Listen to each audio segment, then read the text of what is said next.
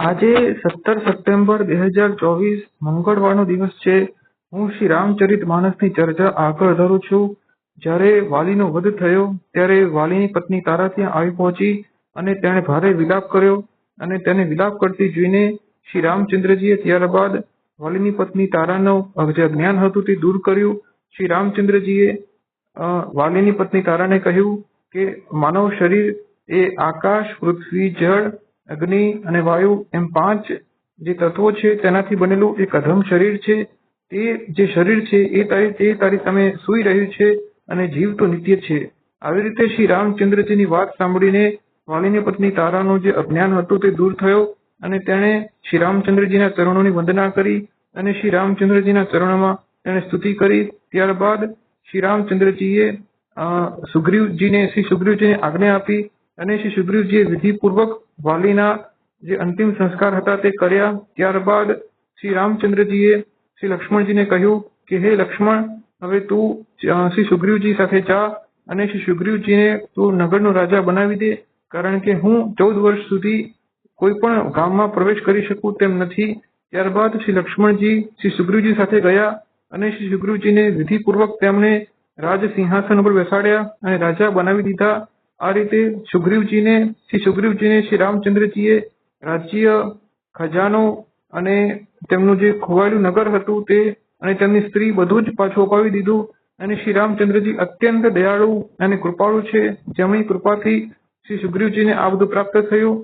ત્યારબાદ શ્રી સુગ્રીવજીને શ્રી રામચંદ્રજી કહ્યું કે હવે વર્ષા ઋતુ આવી ગઈ છે, તેથી હું આ પવર્ષણ પર્વત ઉપર નિવાસ કરીશ, હું અહીંયા ટકીને રહીશ અને મારું કાર્ય શ્રી સુગ્રીવ મારું કાર્ય તમે ભૂલશો નહીં અને જ્યારે વર્ષા ઋતુ પૂરી થઈ જાય ત્યારે મારું કાર્ય અવશ્ય પૂરું કરવા મારી અહીંયા આવી જજો. ત્યારબાદ શ્રી સુગ્રીવજી ગયા, તે પોતાના ગામમાં જઈને રાજ્ય કરવા લાગ્યા અને શ્રી રામચંદ્રજી અને શ્રી લક્ષ્મણજી હવે પવર્ષણ પર્વત ઉપર તે રહેવા લાગ્યા. આ પર્વત ઉપર એક ઉન્નત સફેદ રંગની શિલા છે, જ્યાં સુંદર ગુફા છે, જેનું નિર્માણ દેવતાઓએ કરેલું છે. દેવતાઓને ખબર હતી કે શ્રી રામચંદ્રજી પ્રભુ ત્યાં આવવાના છે અને રહેવાના છે, તેથી રહેવાની બધી વ્યવસ્થા ત્યાં થઈ હતી અને બધા દેવતાઓ ત્યાં પશુ પક્ષીઓનું સ્વરૂપ ધારણ કરીને શ્રી રામચંદ્રજીને મળવા ગયા. ત્યારબાદ શ્રી રામચંદ્રજીએ શ્રી લક્ષ્મણજી સમક્ષ વર્ષા ઋતુનું સુંદર વર્ણન કર્યું. તેમણે તેમ કહ્યું કે વર્ષા ઋતુમાં જે દેડકાઓ જે અત્યારે બોલી રહ્યા છે તેવું લાગે છે કે જાણે ઘણા વિદ્યાર્થીઓ પાઠોનું પઠન કરી રહ્યા હોય અને જ્યારે આ વરસાદનું પાણી પર્વતને અડી રહ્યું છે ત્યારે એવું લાગે છે કે કોઈ દુષ્ટ વ્યક્તિના વચન કોઈ સાધુ પુરુષ સહન કરી રહ્યો હોય. આવી રીતે અનેક ઉપમાઓ આપીને શ્રી રામચંદ્રજીએ વર્ષા ઋતુનું વર્ણન કર્યું. વર્ષા ઋતુ આવી રીતે પૂર્ણ થઈ અને શરદ ઋતુ આવી ગઈ અને ત્યારબાદ શરદ ઋતુ આવીને શ્રી રામચંદ્રજીએ શરદ ઋતુનું વર્ણન કર્યું કે હવે શરદ ઋતુમાં જે વ્યાપારી છે, જે રાજા છે, જે વ્યક્તિઓ છે તે પોતપોતાના કામ કરવા માટે નીકળી પડ્યા છે અને બધા વ્યક્તિઓ હવે પોતપોતાના કાર્ય કરવા નીકળી પડ્યા છે. ત્યારબાદ શ્રી રામચંદ્રજીએ શ્રી લક્ષ્મણજીને કહ્યું, હે લક્ષ્મણ, મને લાગે છે કે સુગ્રીવ મારું કાર્ય ભૂલી ગયો છે. તેને રાજ્ય, ખજાનો, નગર અને સ્ત્રી મળી ગઈ છે, તેથી તે મારું કાર્ય ભૂલી ગયો છે અને જેવી રીતે જે બાણથી મેં વાલીનો વધ કર્યો હતો તેવી જ રીતે હું સુગ્રીવને પણ હું નહીં છોડું, હું મારી દઈશ. અને ત્યારબાદ શ્રી શિવજી કહે છે કે હે ઉમા, જે વ્યક્તિઓ, જે સંતોની શ્રી રામચંદ્રજીના ચરણોમાં અનન્ય ભક્તિ છે તે જ જાણે છે કે આ પ્રભુ શ્રી રામચંદ્રજીની માત્ર લીલા જ છે. ત્યારબાદ શ્રી રામચંદ્રજીનો ક્રોધ જોઈને શ્રી લક્ષ્મણજી ઉભા થયા અને તેમણે ધનુષ્ય અને બાણ ધારણ કર્યા અને કહ્યું કે હે શ્રી રામચંદ્રજી, મને આજ્ઞા આપો. ત્યારબાદ શ્રી લક્ષ્મણજીને શ્રી રામચંદ્રજીએ કહ્યું કે હે લક્ષ્મણ, તું શ્રી સુગ્રીવજીને મારતો નહીં, પરંતુ તેમને ભય બતાવીને અહીંયા લઈ આવ. ત્યારબાદ શ્રી લક્ષ્મણજી નીકળી પડ્યા. અહીંયા બીજી બાજુ શ્રી હનુમાનજીને યાદ આવી ગયું કે શ્રી રામચંદ્રજીનું કાર્ય પૂરું કરવાનું છે. શ્રી હનુમાનજીએ તરત શ્રી સુગ્રીવજીને બોલાવ્યા અને ધર્મ અને નીતિના વચનો કહીને તેમને સમજાવ્યા. ત્યારબાદ શ્રી સુગ્રીવજીએ શ્રી હનુમાનજીને કહ્યું કે હે હનુમાન, હું મોહના વશ થઈ ગયો હતો અને શ્રી રામચંદ્રજીનું કાર્ય હું ભૂલી ગયો.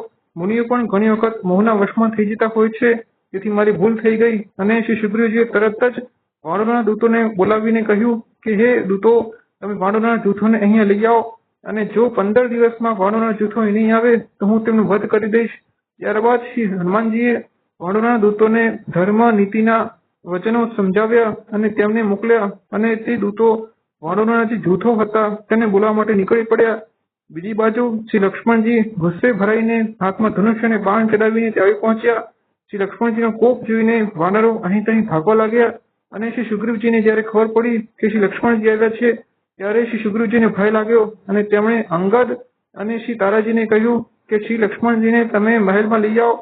ત્યારબાદ અંગદ અને શ્રી તારાજી શ્રી લક્ષ્મણજી પાસે ગયા અને મહેલમાં લઈ આવ્યા.